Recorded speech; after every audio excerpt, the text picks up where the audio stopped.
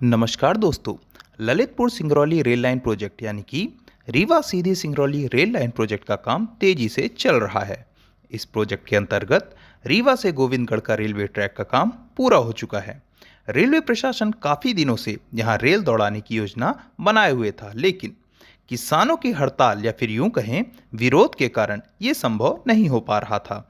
तारीख 29 दिसंबर 2023 शुक्रवार का दिन रीवा से गोविंदगढ़ यात्री ट्रेन की बोगी लगी ट्रेन छुक छुक करती हुई सीटी बजाती गोविंदगढ़ पहुंची, लेकिन खुशहाली की जगह हर तरफ ट्रैक पर पुलिस का भारी पहरा देखने को मिला।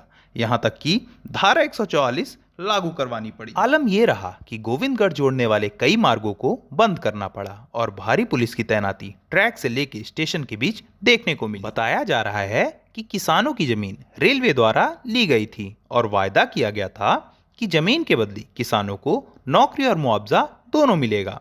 कुछ किसानों को मिला भी है, लेकिन बाकी के बचे किसानों को नौकरी ना देने की बात कही गई, जिससे गोविंदगढ़ के किसान नाराज हैं और धरने पर हैं।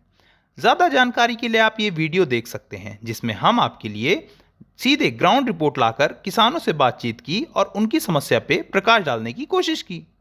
किसानों का कहना है कि रेलवे द्वारा कहा गया था कि 11/11/19 के पहले भूमि मालिकों मतलब 11 नवंबर 2019 तक जिनकी भूमि रेलवे में फंसी थी, उन्हीं मालिकों को योजना का लाभ मिलेगा, जिसके तहत 25 से 30 लोगों को नौकरी मिली भी है। लेकिन अभी काफी और लोग हैं जिन्हें इससे वंचित रखा गया है और उनका प्रदर्शन जारी है। बता दें कि इस आंदोलन के द्वारा नौकरी की मांग बहुत दिनों से की जा रही है। आखिर बात ये उठती है कि जब पहले रेलवे ने वायदा किया कि वहां मुआवजा भी दिया जाएगा और नौकरी भी दी जाएगी, तो आज नौकरी देने से क्यों पीछे हटा जा रहा है? क्या कहता है रेलवे का नियम? रेलवे जब किसी की भूमि का अधिग्रहण करता है, तब उस भूमि का राज्य सरकार द्वारा जो राज्य सरकार अधिकतम मूल्य लगाती है, वो निर्धारित कर रेलवे द्वारा मुआवजे के रूप में दिया जाता है। मतलब किसी जमीन का मूल्य राज्य सरकार ने अगर 1 लाख रुपए तय किया है, तो इसी के हिसाब से रेलवे इस पर मुआवजा देती है। हाँ, अगर ये जमीन कृषि भूमि के क्षेत्र में आती है तो इसके कुछ अलग प्रावधान है। ऐसे में रेलवे आगे के साल के लिए भी मुआवजा देता है, क्योंकि किसान पूरे तरीके से उसी कृषि संबंधित भूमि पर निर्भर था और वह भूमि जाने के बाद उस किसान से किसी दूसरे काम को कर पाना और उस पर महारत हासिल करके निर्वाह करना बहुत मुश्किल हो जाता है, जिसके तहत किसान को नौकरी का प्रावधान दिया जाता है, जिससे वह किसान अपने घर का निर्वाहन आसानी से कर सके।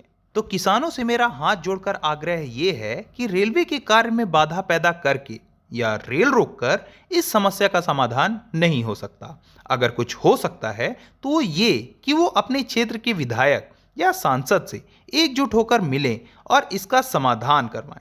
अगर समाधान नहीं होता तो माननीय मुख्यमंत्री जी के पास जाया जाए, उनसे मुलाकात की जाए और अपनी समस्या का समाधान करवाया जाए। नहीं तो हमारी न्याय व्यवस्था यानी कि जिला न्यायालय से लेकर सुप्रीम कोर्ट तक भी अगर जाना पड़े तो पीछे ना हटें, एकजुट होकर आवाज उठाएं। ध्यान रखें, सरकारी संपत्ति को नुकसान नहीं पहुंचाना है।